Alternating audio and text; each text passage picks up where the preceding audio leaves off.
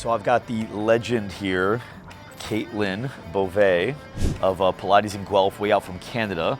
I had a record month. It was 175,000 in a month. I went at the front desk and I introduced myself, and the woman said, "So, are you another instructor?" And everyone else kind of chuckled. "No, this is the owner, Caitlin." And I just, yeah. I'm comfortable feeling all of you hate, which is watching members leave. Right. That shouldn't leave. Yes.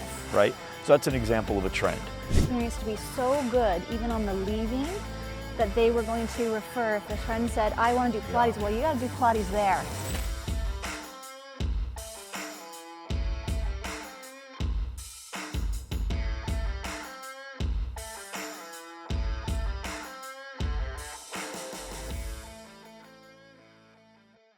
So I've got the legend here, Caitlin Bovee of Pilates in Guelph, way out from Canada.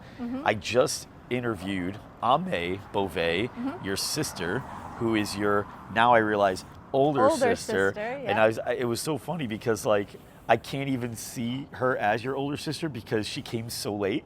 Like you were first, you were the one, so it was almost like she was birthed after to me. But man, she had such a great interview, and she has such great things to say about you, which of course you guys have such an amazing relationship. But you've been a part of our program now for how long? I think 2.5 years. Yeah, so a little bit.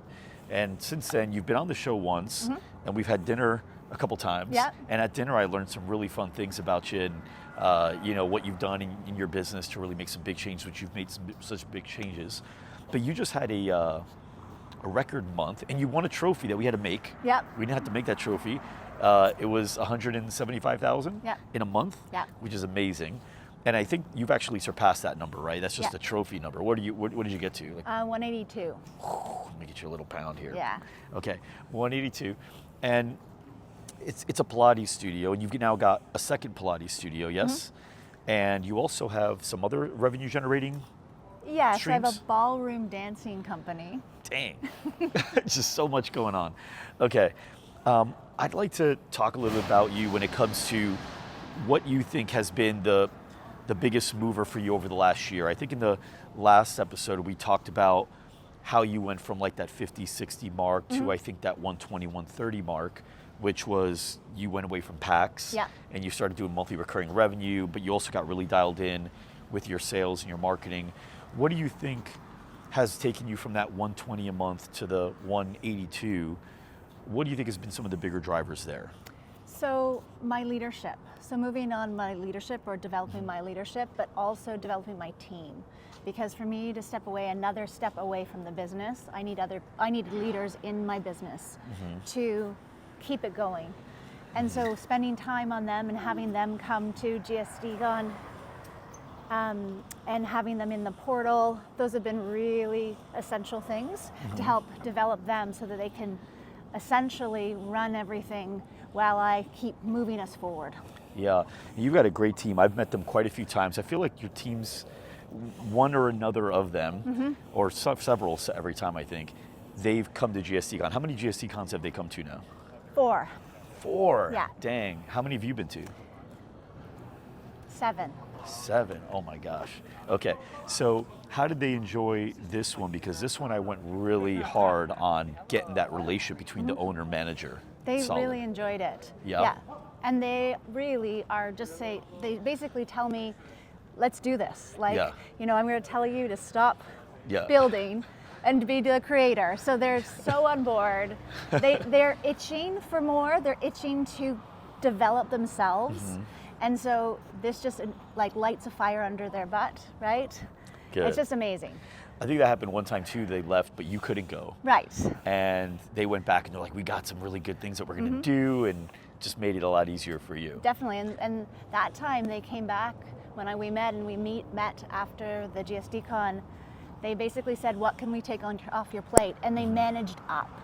For the last year, they've been managing up, and I'm really proud of them for what they've been able to develop and how they've evolved. Yeah. Now, managing up, if you've read the book Standard is You, is a concept that I talk about in there. But what's manage up to you? How are they managing up in your world?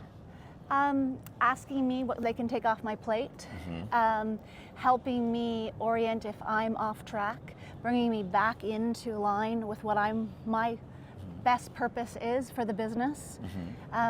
So yeah. Yeah.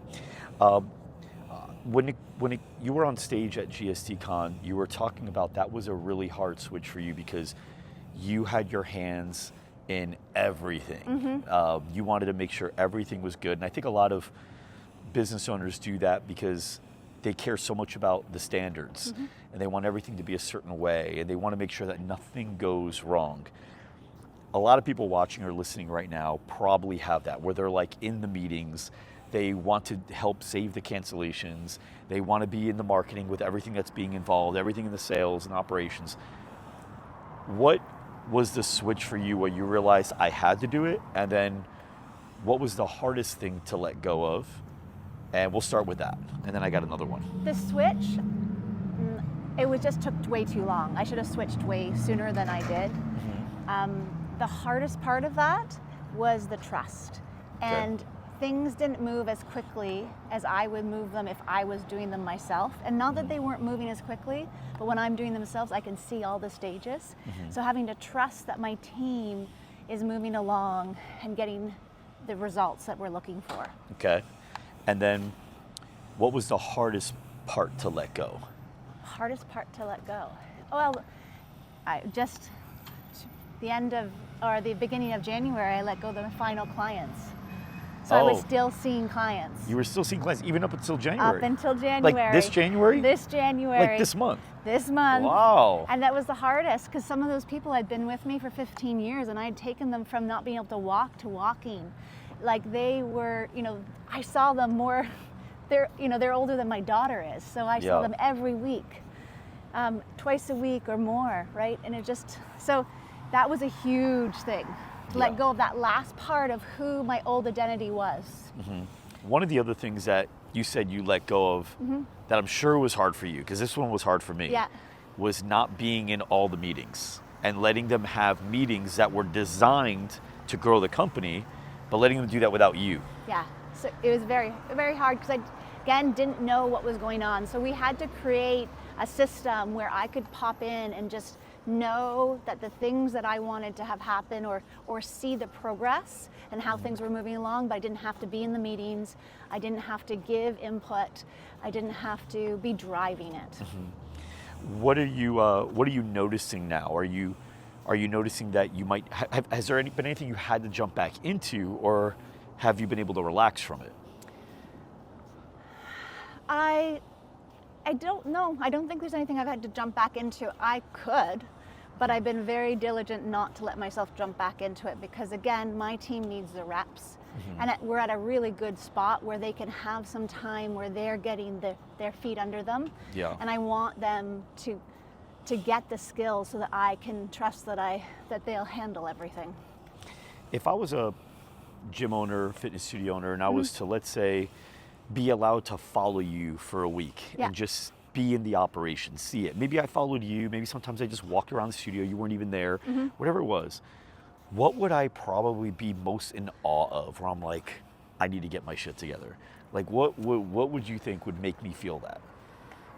That's a good question. I'm not in the studios very often. That's probably the first one. Right, so that might be the first one. Okay.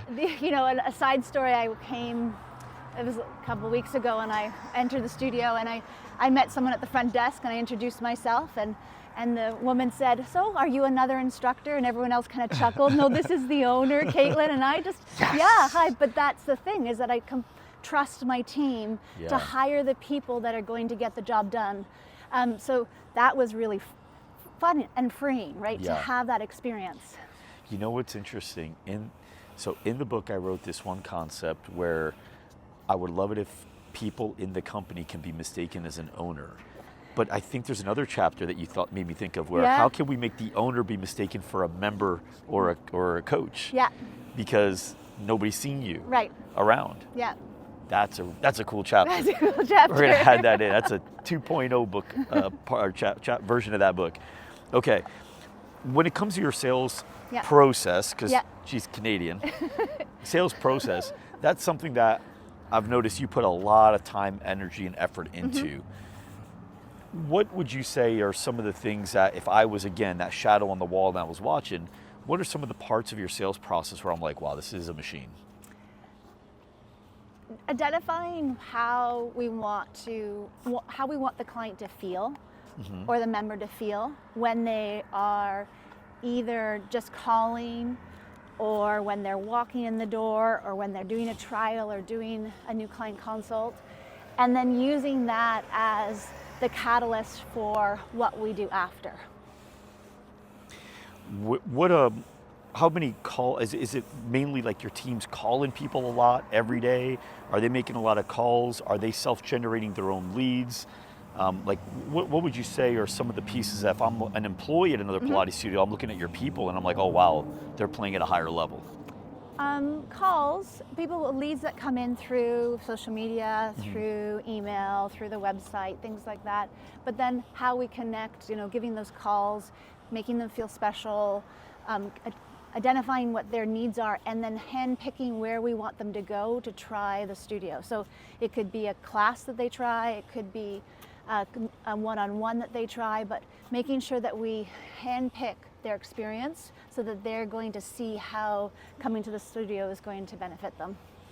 What type of people do you look for? Because you have such a great team. I think so many studios and gyms have a hard time finding really great people.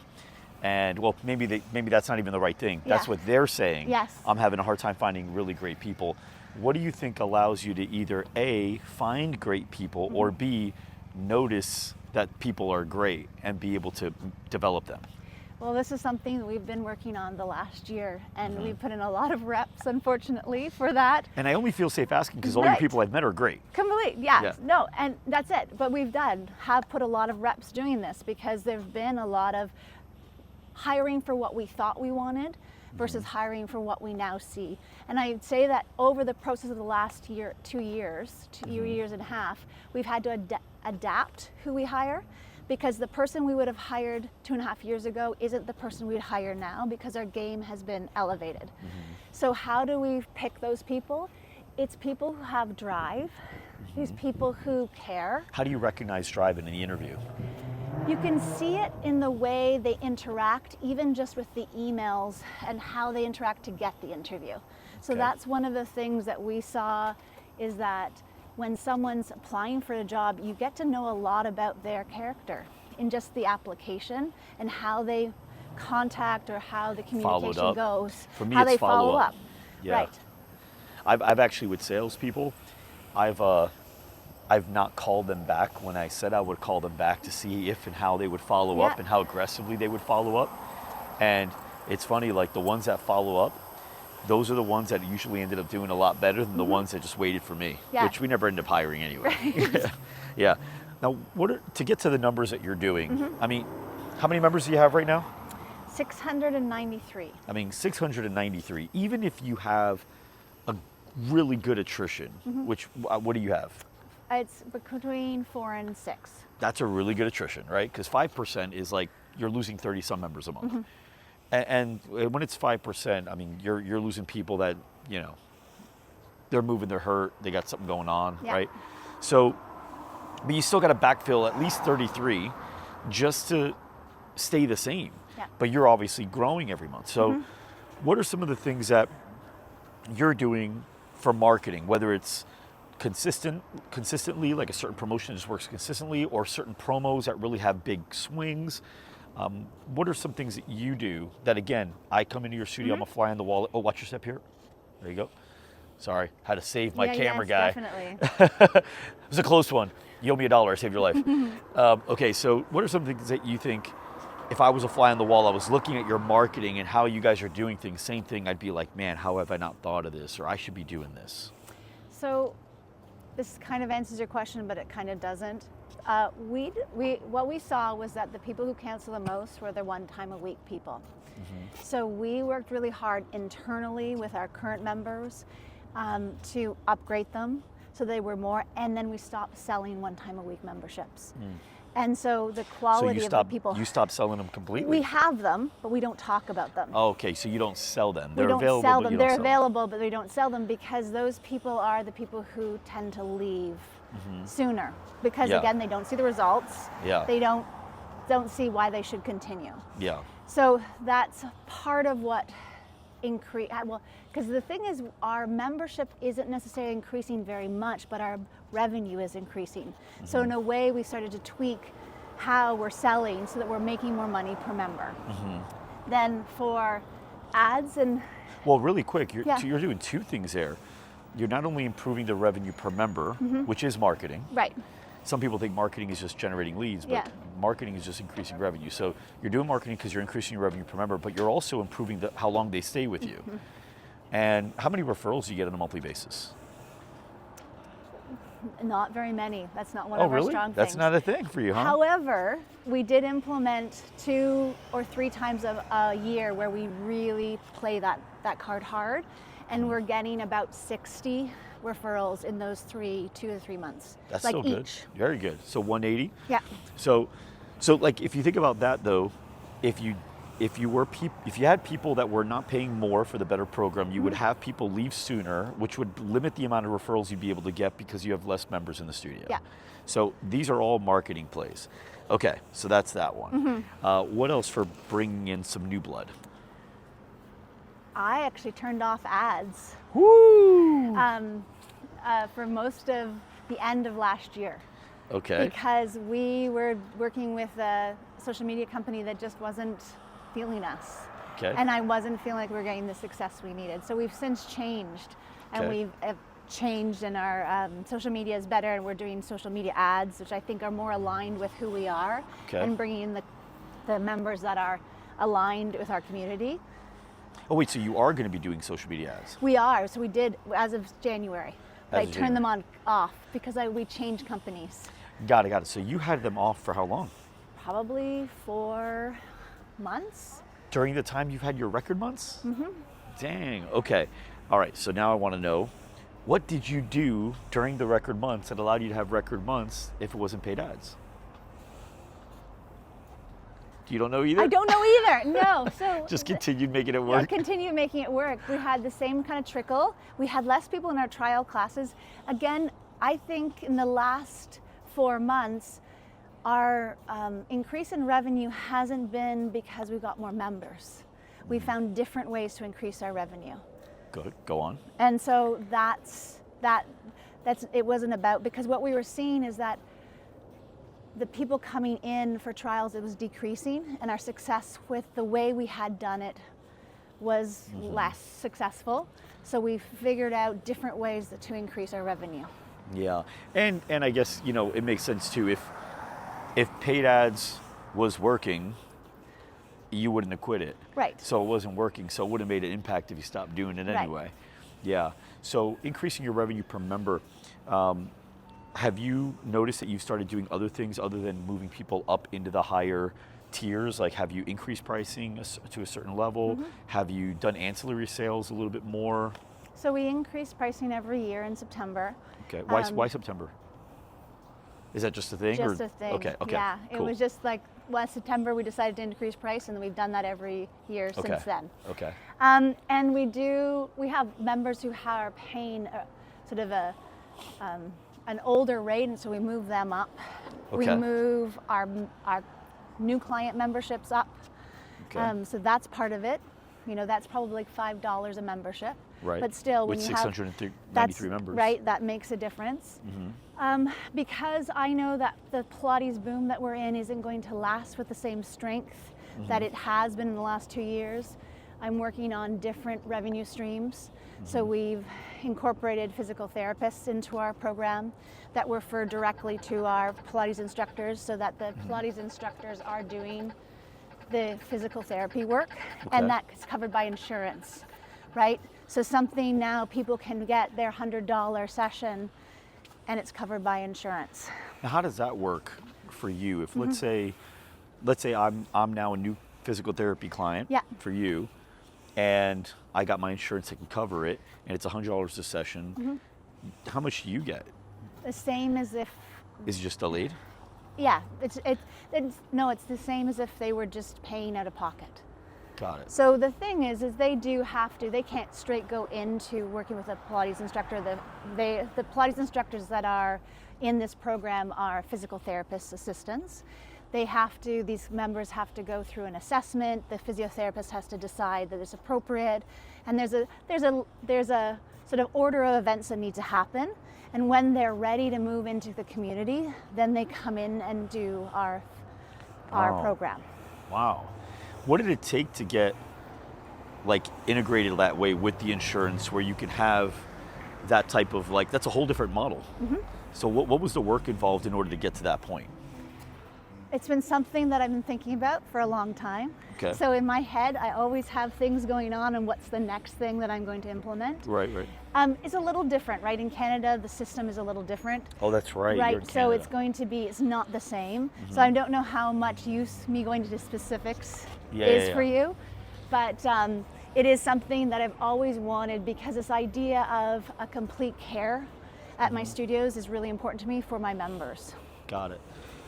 When you talk about the, going back to the attrition, obviously having a 5% average attrition, which is incredible at 693 members. I think people that have 100 members or 150 that may be listening goes, yeah, I have about a 5%. Yeah, it's easy at 100, 150. You know everyone's name. They've probably been to your house. You know, what about when you're at 693?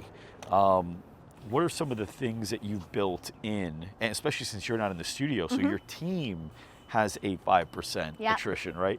So what are some of the things that you've built in that you would encourage, you know, other fitness studios to build in order to make sure that they can start seeing that without having to be there? Yeah.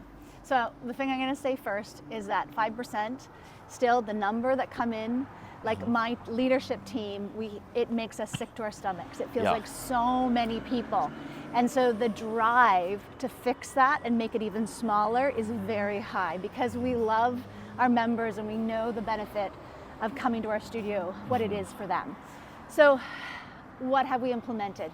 One of the most successful things we've implemented is that the teachers or our instructors, they write a little note to at least one person in their class every day. So there's an email that's sent out about something they saw in that client, how they improved, something maybe they talked about, but a connection that it's done outside of class. And the results of that have been phenomenal. Like the emails we get back from members from getting a little note from their instructor, they're just floored. They are so happy. They feel seen. That's and then really I cool. ask my instructors to think about those people that are in the corner, right? The people that might not be part of the community, and can you pick out someone who might need just a little more encouragement or needs to feel connected into our community? And like a host at a party. Totally. Host at a party. Who's standing against the wall not talking to somebody? How do we get them integrated? Yeah. That's really cool. Yeah, because the people that are talking, having fun, they're fine. They're fine. They got their friends. That's the reason they're still there. But everybody else, they might just be one uncomfortable moment away from being like, you know what, I don't know if I'm going to go in the next day. Exactly. So you say it hurts your team as well. Yeah. It may not hurt other people's teams, and I think that's what bothers a lot of business owners is they feel like their employees just don't really care. Yeah.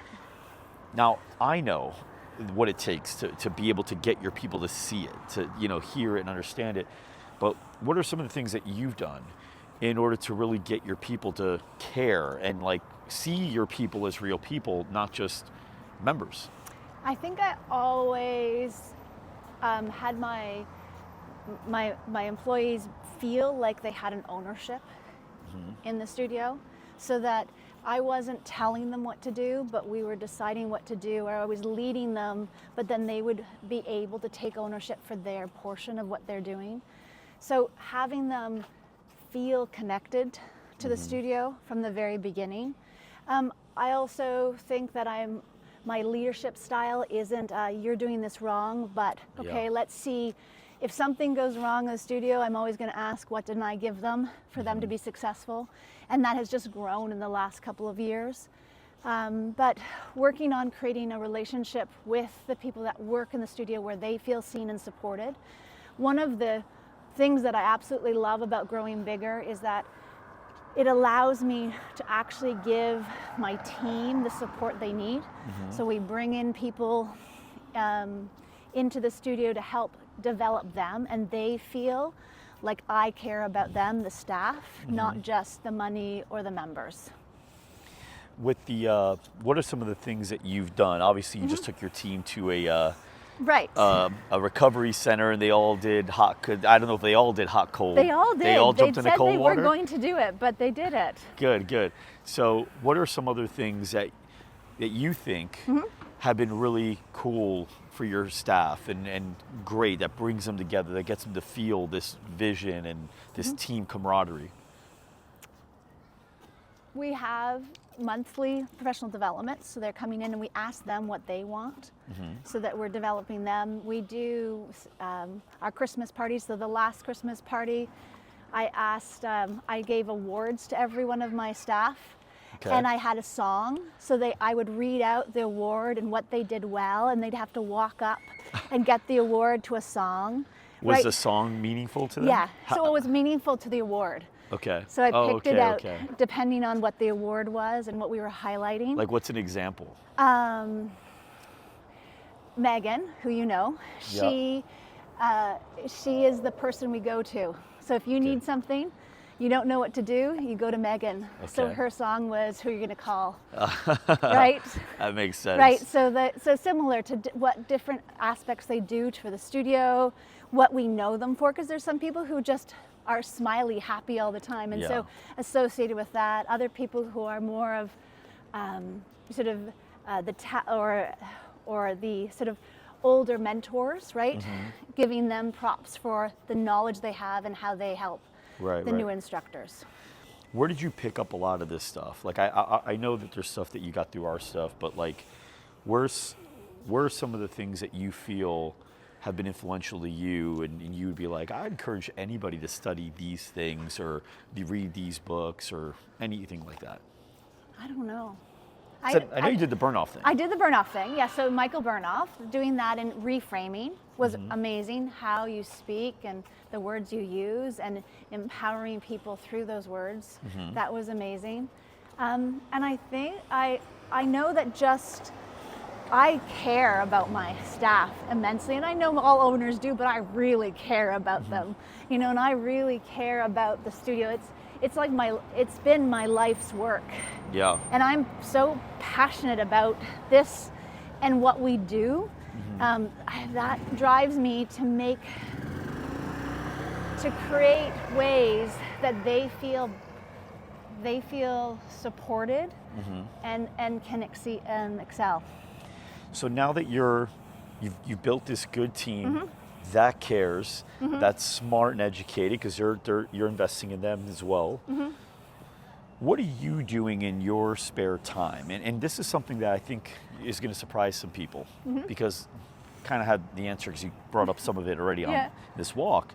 But I think some people think, like, I'm going to hire employees so I don't have to be in the business, so that I can go golfing and be on the beach and just take a bath in a bunch of dollar bills all day. Yeah. I know that's not what you're doing. Yeah. So what are you doing now with this free time, allowing you to be a true CEO? I'm developing myself, because for everything else to level up, I have to level myself up. Then I'm always looking for new things. I'm always looking for what we can do to help enhance the member experience, the employee experience. The work doesn't stop, it just changes. Yeah. And like what you were saying, looking for new ways to bring people into your world, the physical therapy. Right. We were talking earlier off camera about even looking at possibly like recovery stuff, and whether or not that goes down that road or not, you're exploring things like that. How do we bring more people into our world through other worlds? Yeah. That's really cool. You say developing yourself. What are some things that you see yourself doing regularly to develop Caitlin? Reading books, I get a lot of books from you that I read. Yeah. What are you reading? Right now? I don't know if I'm reading anything right now. That's not a good question. Yes, I am reading lots of things. Actually, I'm reading When the Body Says No. Okay. So that's different. So that's less on the fitness side? It's on the fitness side. It's more about autoimmune and how autoimmune diseases affect bodies. Okay. I'm always reading a budgeting book. Okay, so finance. Finance. Okay, very cool. What are some books on finance or accounting or anything, which, you know, anybody watching or listening is like, oh, I got a bookkeeper or accountant for that, right? But obviously, you've heard me say this before, numbers is the language of business. And so if you don't know your numbers, you don't know your business. So what are some of the books or things that you've used to educate yourself on that part of the game? I really like Keith Cunningham's book. Me too. I don't know what the name of it is. Ultimate Blueprint or something? Ultimate Blueprint to a Wildly Successful Business. Right, so that I is read one that of the best. one over and over again because I feel like I get something new every time. And what I appreciate about it, talks about not where you are, but when something happens. So how do you forecast when something happens? I took one of his courses too, and I probably will do, he has like an MBA, like a quick MBA. Yeah, I saw that. And I'll probably do that just again to enhance what I don't know. It's a 4-day MBA. It's a 4-day MBA, right? Yeah, where is it in person? It's online. I don't think he does anything in person anymore, unfortunately. Yeah, because I was looking at doing it too. I was going to say, tell me when you go, I'll go with you. But yeah, I saw the 4-day MBA. He's very good. That book, I would say out of all books, it's got to be in the top 5 of ones I took the most notes on. Yeah. I use my iPad, but I feel like this, just ongoing scroll of it. What do you say to the business owner that feels insecure about their numbers? I don't know if you ever were, if you ever felt, you know, maybe you always felt confident around this stuff, but you know, you've obviously seen a lot of gyms and fitness studio owners that are like, they feel like I'm not a numbers person. Right. What do you say to that person? You have to learn to love numbers. I don't know if there's any way around it. You must acquire that taste. You must acquire that taste, or acquire the taste for how you need to know the numbers. Because you don't need to, you know, be like a Keith Cunningham. You don't need to be, but you need to know what are the important numbers in your business, and you need to know them really well. Yeah. What are some of the numbers that you feel you want to get a good hold on a regular basis? I like trends, and that's not really an answer to your question. No, well, but that's like KPIs. Seeing KPIs and the trending, and then also what the services that were used with the numbers going up or down. Yeah. So trying to create a relationship between like, where was I getting the numbers from? Was it more from group classes, private sessions? Where is that coming from? And watching that fluctuation and trying to figure out how to forecast that fluctuation as much as I can. Well, we talked yesterday at GSDCon, maybe it was the day before, but the ability to leverage patterns. It's like you can, first is noticing a pattern, next is leveraging the pattern. One of the patterns you talked about, even just on this conversation so far, was how you noticed that the people that were coming once a week were leaving the fastest. And so what you did was you really stopped focusing on selling the one time a week, but you also upgraded as many one time a weekers up in order to get them into the better programs, which would allow you to get more revenue per member and get people to stay for longer. That's an example of identifying a trend. Why are people leaving? Oh, look who's leaving the most. It's this group. Let's not sell this. And let's get anyone in that group out of that group. And that made you money. And it also gave you peace of mind, and it stopped that really uncomfortable feeling all of you hate, which is watching members leave. That shouldn't leave. Right? So that's an example of a trend. What are some other things that you remember in the past you've noticed and you were like, wow, we should probably do something about this, or in a good way or a bad way? So this is a little bit, it's answering your question, but not. One of the things that we ran into is we implemented a new cancellation policy. Okay. And it actually hurt us. It was too rigid and too strict. Okay. And so we massaged that. Again, we watched what the interactions were like with the members leaving. And one of the things I like to say is I want a member for life. So you can leave, but then they're going to come back. So when we massaged our cancellation policy to make it easier for them to cancel, which could, you know, you'd say that maybe that's the wrong thing. Right. We found that a quarter of the people came back. Wow. Like the number of people who would come back. So you actually measured. Increased. You measured the percentage of returns. Yeah, because I mean, think about how much lower that number is going to be when they felt almost like trapped. Right. And then they will even, people who left would still refer to us. We wanted their experience to be so good, even on the leaving, that they were going to refer. If the friend said, I want to do Pilates, well, you got to do Pilates there. Yeah, interesting. So I asked Ame a question at the end of our conversation, and it was there a time that you can think of where you and Caitlin had your biggest belly laugh together? Oh. She says we had a lot of belly laughs, and she doesn't know which one you would say. But she said I'll bring up two things about our childhood, and she said one of them had to do with what you guys used to do all the time. Yes. Do you remember what it might be? No. No? It has to do with dressing up. Oh, okay, yeah. Do you know what she might have said? Well, we would dress up and do plays and there's pictures of us. Ame, because she was older, she would tell me what to do. Mm-hmm. So that was the way it would go, and I would be all for it. And so she would give routines for us to do, and it could be skating routines, it would be dancing routines. Because she was the older sister. Because she was the older sister, right? So she was always directing. We also did business. We did restaurant. She brought that up. She said you guys didn't play house, you played business. We played business, and the thing, maybe she brought this up, but we would do this in like a forest.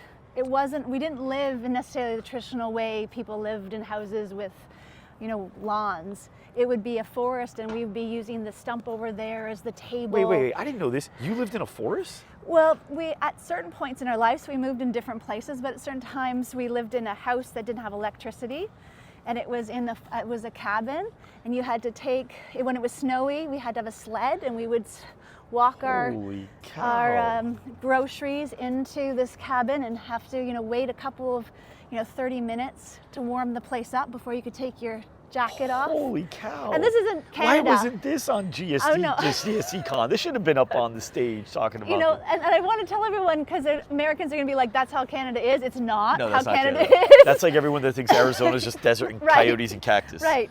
But that, what my mother did is she always made us have really amazing experiences. So we did that for a year or more. Wow. And so, not just plain business, but plain business in a forest. That's amazing. Yeah. To even because it's so non-intuitive there. It's different playing business while you're at dad's job. Right. No. You're playing business on a stump. Yeah, we were playing restaurant. Cool. We did restaurant a lot. I love it. All right, so for closing thoughts here, imagine a person that's watching. This is the video that totally changes their life. Mm-hmm. If you were to go into that person's gym to help them be successful, what are the first couple things you're going to look for right away? Hey, show me how this is working first, for you to be able to go like this, because this is where it matters most. So what are some of the things that you care about first, so they know where they should start looking? As soon as I walk in the door, what's my experience? So what does it feel like to you as a member? Right, as a member. Then I'd look at sales, what their sales process is. Okay. Because they need to have revenue to be able to make the changes that will make everything better, right? Okay. So then I would look at, I don't know, I think those would be the two ones that I would do first. I'm surprised you didn't say people. Let me meet your staff. See, the thing is that I feel why sales is more important than people initially, and they go hand in hand. Oh no, I agree. I said not third. Right. Yeah. Is that we need the money. You know, and I think about it, when I was at 50,000, it wasn't that I didn't know necessarily, I just didn't have the resources. Yeah. And every time every echelon I went up in revenue, I had more resources to create the next lift or the next bump up. Yeah. What made you work with us? How did you get to us? I do funny things in the sense of She does do funny things in the forest. In the forest. I just make my mind up. Okay. And something happens. I saw you on Instagram. Okay. And I was like, I'm going to look at that. I filled out a form. I talked to someone, and I just said, this is what I need right now. I'm doing it. My whole life has been like that. So I know when I need something, and I get pulled towards the right person, the right place to help me get to where I want to go. Well, I'm glad you were on Instagram that day. Yes. And I'm sure a lot of people in our community were glad you were on Instagram that day too. I am very glad I'm on Instagram. Yep. So for everybody watching, sorry, I had to watch out. My camera guy almost fell in a bush. For everybody watching, everybody listening, thank you so much for tuning in, and we will see you next time.